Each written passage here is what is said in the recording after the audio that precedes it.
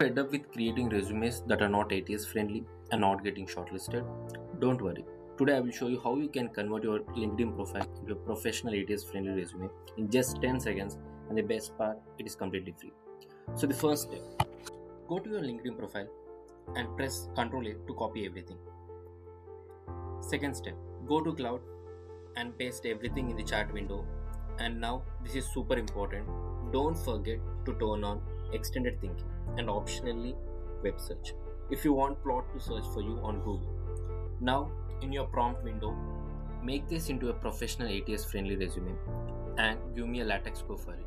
And then copy that latex code and go to overleaf, click on new project, enter your project name and paste the entire latex code over there and click recompile. Boom!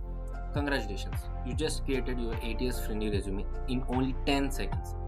Now you can take the latex code, modify it according to your job description and start applying right away. If you like this video, please do subscribe and press the bell icon. I will be sharing more free AI tools that make your work simple. I've also started a new DSS series. You can check out the playlist on my channel. See you soon with another video.